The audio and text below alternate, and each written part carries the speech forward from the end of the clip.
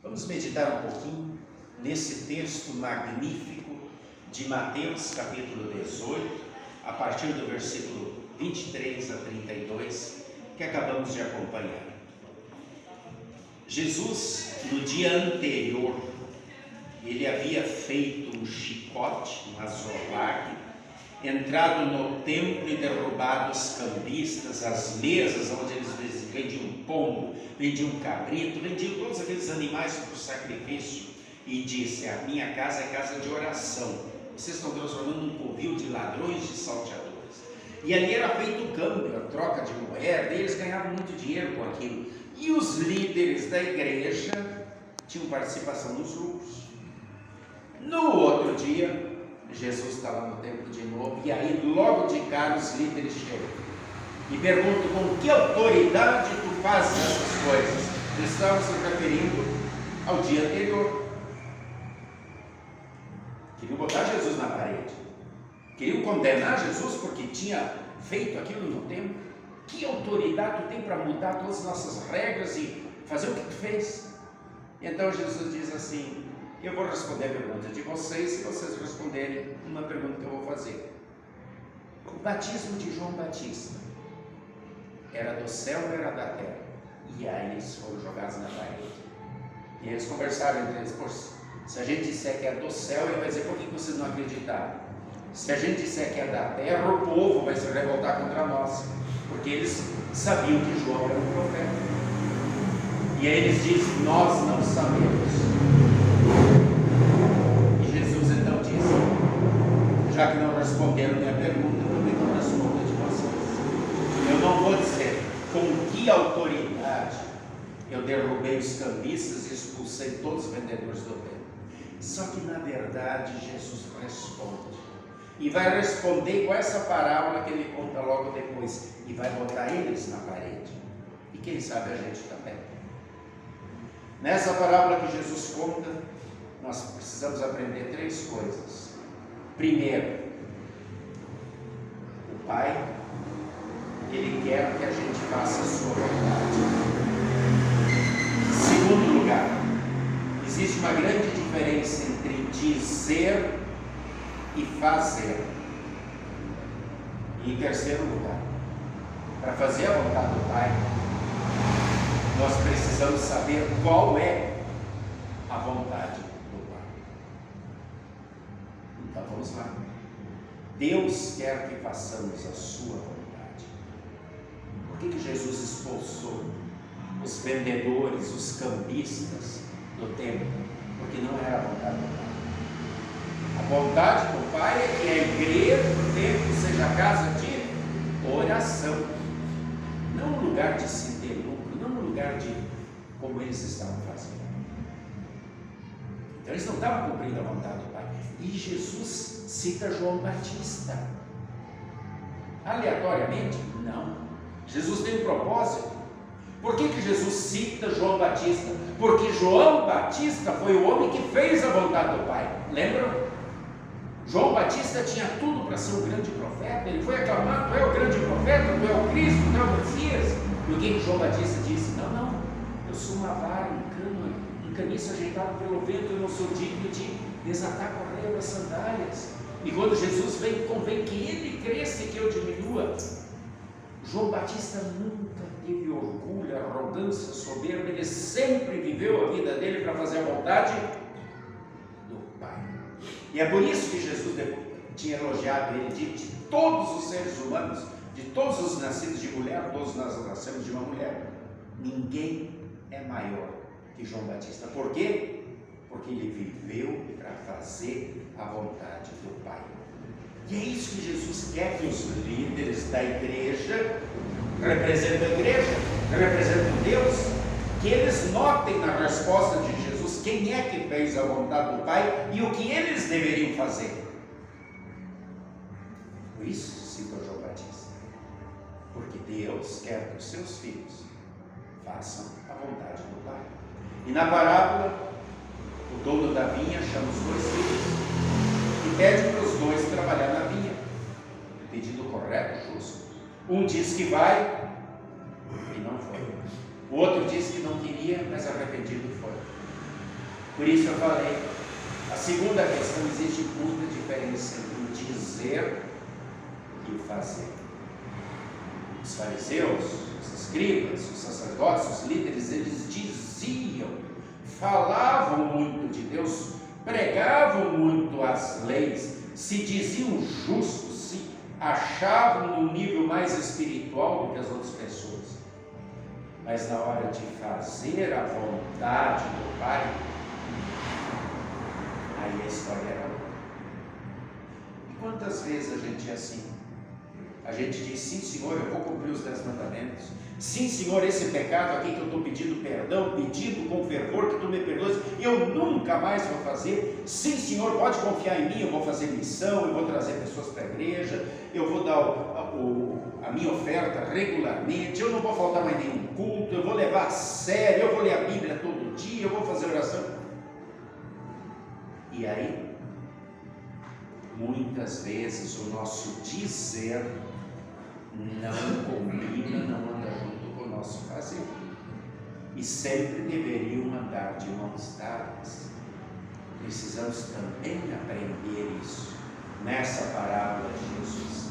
Se nós dizemos que somos filhos do Pai, que nós cremos no Pai, que nós somos resgatados pelo sangue de Jesus, perdoados dos nossos pecados e que estamos indo para o céu, é preciso que a gente também faça, viva de acordo com a vontade do Pai.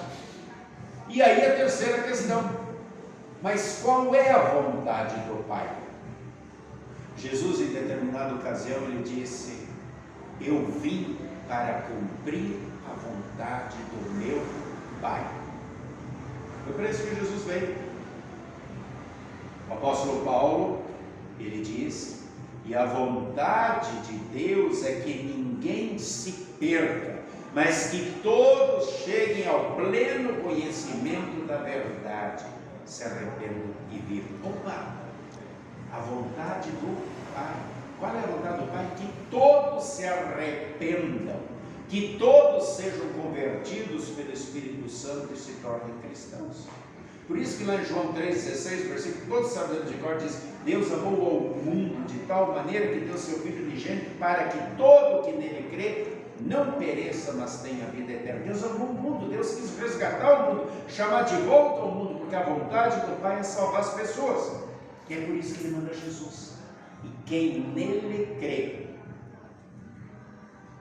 tem a vida eterna. A nossa confiança, o nosso crer, é o meio pelo qual nós nos achegamos a Jesus e recebemos o perdão. Não é a causa. A causa da salvação é Jesus.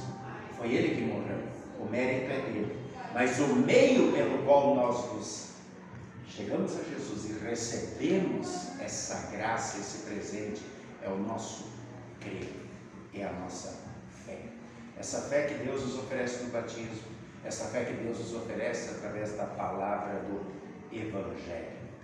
Na oração do Pai Nosso, nós dizemos assim, seja feita a tua vontade. Para quem nós estamos orando? Como é que inicia a oração?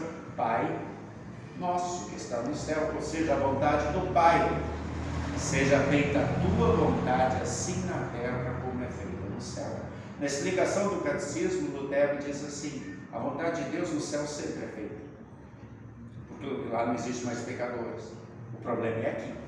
E a gente está pedindo para que entre nós também seja feita a vontade do Pai. Lutero explica que a vontade do Pai é que a gente se arrependa, que a gente busque realmente conversão sincera, afogar os maus desejos, o velho homem em nós, quer dizer, aquilo que está sempre cutucando a gente lá no coração, a raiva, ciúme, inveja, egoísmo, adultério, mentira, a fofoca, aquilo que quer fazer com que a gente pegue. E o grande problema é esse, nós fazermos a vontade do Pai e não as nossas vontades, que oferecem prazer momentâneo, que parece uma alegria momentânea, que o mundo, os amigos cutucam, né? Ficam instigando, dizendo, olha, vamos lá, todo mundo faz, isso aqui é moda, isso aqui é o politicamente correto, diz que é assim, vamos lá, faça também. E muitas vezes, ao invés de seguirmos a vontade do Pai, seguimos as nossas vontades.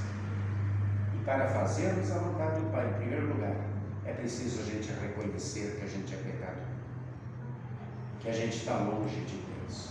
E quando eu reconheço que eu não consigo cumprir os 10 mandamentos, que eu sou imperfeito, então sim, eu olho para Jesus que está na cruz e ouço Ele dizendo: foi por ti, foi em teu lugar que eu sofri e morri, eu fiz a vontade do Pai, eu morri em teu lugar na cruz, para que você não seja condenado ao inferno. E então, quando em arrependimento sincero eu peço perdão, essa fé que eu tenho, Deus, Espírito Santo me deu, é o meio pelo qual eu recebo essa graça, esse perdão de Deus. E a partir daí, então eu peço que Deus, Espírito Santo, ilumine o meu entendimento, para que eu faça a vontade do Pai, que é seguir o caminho que Jesus ensinou, o caminho do amor, amando a Deus acima de todas as coisas, e amando ao próximo, ao semelhante,